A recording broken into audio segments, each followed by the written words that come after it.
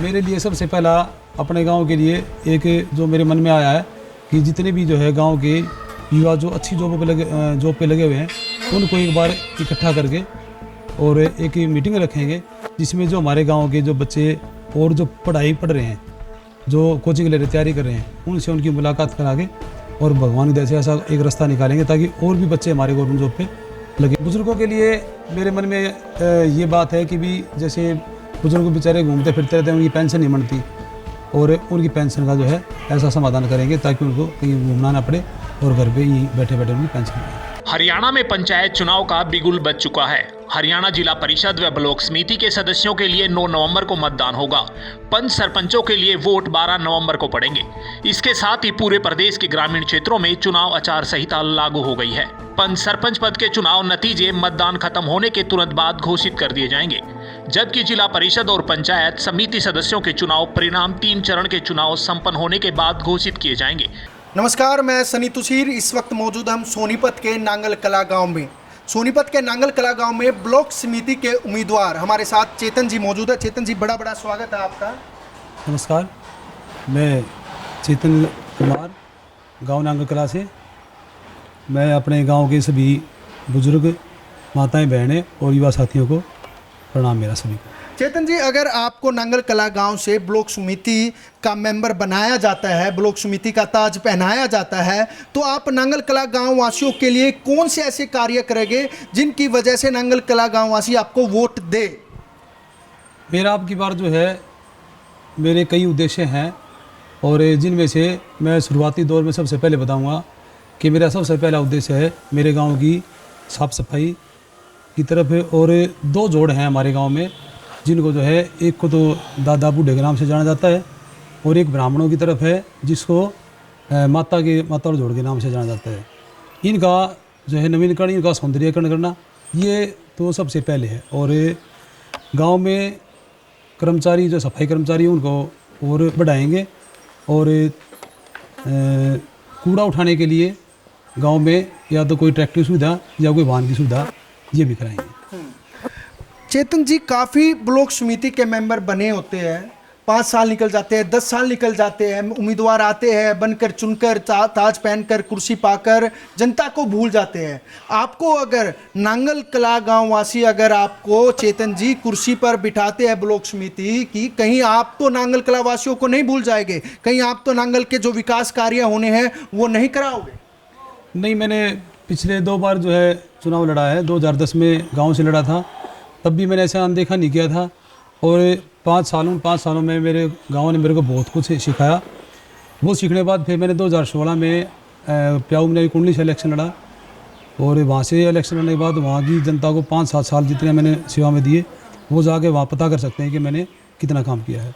बुजुर्गों से लेकर और जो बिल्कुल गरीबों से लेकर और ऊपर तक सबकी मैंने मदद करी है हर काम में। अगर आपको ब्लॉक समिति की कुर्सी पर बिठाया जाता है तो कुर्सी पर बैठते ही सबसे पहला कार्य आपका कौन सा होगा नांगल कला गांव वासियों के लिए? मेरे लिए सबसे पहला अपने गांव के लिए एक जो मेरे मन में आया है कि जितने भी जो है गांव के युवा जो अच्छी जॉब पे लगे हुए हैं उनको एक बार इकट्ठा करके और एक मीटिंग रखेंगे जिसमें जो हमारे गाँव के जो बच्चे और जो पढ़ाई पढ़ रहे हैं, जो कोचिंग ले रहे तैयारी कर रहे हैं, उनसे उनकी मुलाकात करा के और भगवान की दया से ऐसा एक रास्ता निकालेंगे ताकि और भी बच्चे हमारे गवर्नमेंट जॉब पे लगे उनके द्वारा प्रेरित करने के बाद। और जो बच्चे कुछ ऐसे हैं जो ITI वगैरह कर रहे हैं या कुछ काम सीख रहे हैं, उनको ऐसी मल्टीनेशनल कंपनियों में काम दिलाएंगे जिससे हमारे गाँव का और भी ज़्यादा विकास हो, शिक्षा के तौर पे भी और बेरोजगारी की भी खत्म।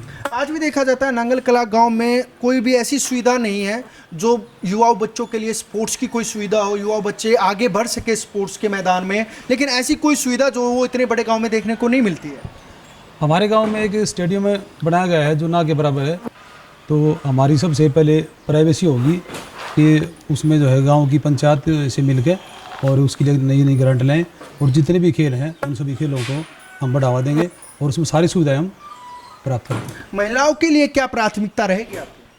महिलाओं के लिए सबसे पहले तो ये है कि जो हमारी बुजुर्ग महिलाएं हैं उनके लिए मैंने देखा हमारे गांव में ओम शांति की कई जो है हमारे वो ब्रांच बनी हुई हैं, तो ऐसा गवर्नमेंट की तरफ से कोई ऐसा प्रस्ताव पास करा के जिसमें उनके लिए एक स्थान ऐसा बनाया जाए जिसमें वे अपना ओम शांति या भगवान का नाम कोई भी ले तो वहाँ इकट्ठे होकर ले सकते हैं। और युवा लड़कियों के लिए और जो छोटे बच्चों के लिए हमें मेरे मन में एक बात है कि भाई उनके लिए मैं एक ऐसा कोई कढ़ाई सिलाई का एक सेंटर लाएँ गांव में, और एक कंप्यूटर सेंटर लाएँ, ताकि जो है हमारे बच्चे बाहर जाने की बजाय यहीं से शिक्षा प्राप्त करें और हमारे गांव का नाम आगे बढ़ाएं। और जो बुजुर्ग व्यक्ति है उनके लिए, बुज़ुर्गों के लिए मेरे मन में ये बात है कि भी जैसे बुज़ुर्ग बेचारे घूमते फिरते रहते हैं, उनकी पेंशन नहीं बनती, और उनकी पेंशन का जो है ऐसा समाधान करेंगे ताकि उनको कहीं घूमना ना पड़े और घर पे ही बैठे बैठे उनकी पेंशन मिले। काफ़ी बुजुर्ग ऐसे होते हैं जिनको घर से बाहर निकाल दिया जाता है, उनके लिए भी कोई वृद्धाश्रम या कुछ और अलग तरीके का?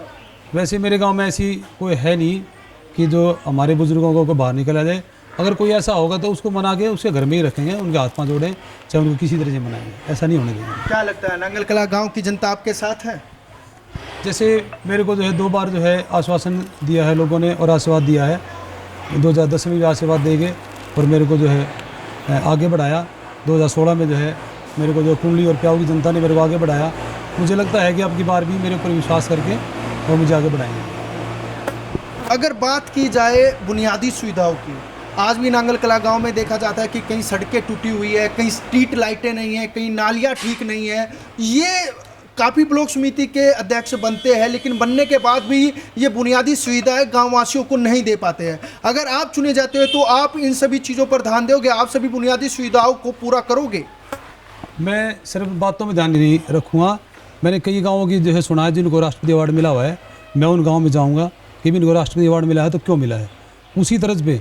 और मैं एक बार गुजरात भी गया था, तो वहाँ के एक लोकल गांव में मैं घूमा था, वहाँ के मॉडल पे भी कुछ चीज़ें जो हमारे यहाँ हरियाणा में नहीं है और उनको भी करा सकते हैं। तो मैं ऐसी ऐसी सुविधाएँ लाने की कोशिश करूँगा अपनी पंचायत से मिलके, जो आसपास में कहीं नहीं होंगी और हमारे गाँव का नाम जो जिनसे आगे जाए। लेकिन इतना बड़ा गांव है, पंचायत का पैसा भी काफ़ी होता है, लेकिन उसके बावजूद भी आज तक हमारे गांव में विकास नहीं हो पाया है। वो विकास की बुनियादी सुविधाएं आखिरकार कब गांववासियों को मिलेगी, उसके लिए आप क्या क्या एफर्ट्स करोगे? देखो, मैं पिछली पंचायत के बारे में जो हमारी जा चुकी है उनके बारे में तो मैं नहीं कहूँगा, उन्होंने भी अपनी तरीके से अपना ठीक काम करा है। लेकिन अब जो आने वाली जो पंचायत है उनसे मिलकर हम जो अपनी ग्रांट भी लगा, यहाँ के गाँव के पैसे भी लगाएंगे और बाहर से भी ग्रांट लेके आएंगे और विकास करेंगे। और आप अपनी तरीके से कोई आपके माइंड में कोई आइडिया हो जो अपने गांव के लिए आप करना चाहते हो, या और कोई ऐसी सोच हो जो अभी तक ब्लॉक समिति के किसी भी मेंबर ने, किसी भी अध्यक्ष ने नहीं किए हो, जो आप सोच रहे हो? मेरे मन में काफ़ी सारी सोच है। जैसे गांव में हमारे एक छोटा सा जो है हॉस्पिटल है, वो ना के बराबर है, उसको जो है मॉडिफाई करा के और 15 से 20 बेड का कोई ऐसा मतलब अच्छा हॉस्पिटल बनाएंगे। और जैसे गांव में लाइब्रेरी नहीं है, एक लाइब्रेरी भी बनवाने की इच्छा है। और हमारे गांव में जैसे अब पहले बस चला करती, अब कोई भी बस नहीं चल रही, ना रोडवेज चल रही ना DTC चल रही। हमें मिलकर जो है गांव से एक प्रारूप तैयार करेंगे और सिफारिश करेंगे आगे सरकार को, ताकि एक DTC बस भी चले जो दिल्ली के लिए है, और एक बस जो है अपनी हरियाणा रोडवेज की भी चलवाएंगे। और भी जैसे गाँव में स्ट्रीट लाइट नहीं है, लगी है वो नहीं जल रही, उनको भी जो ठीक करा के और उनको भी जो है सबको चालू करवाएंगे। लास्ट में क्या आप हमारे दर्शकों को बोलना चाहते हो, क्या अपने गाँव वासियों को बोलना चाहते हो? मैं अपने सभी ग्रामवासियों को यही एक हाथ जोड़ के अपील करूंगा कि एक बार मुझे और सेवा का मौका दें, फिर आगे से जो है मतलब ये मन में शंका ही नहीं रहेगी, मेरे भी नहीं रहेगी और ग्रामवासियों के भी नहीं रहेगी कि भाई हमारा बेटा जो है, हमारा बच्चा अपने कामों पे खरा नहीं उतरा।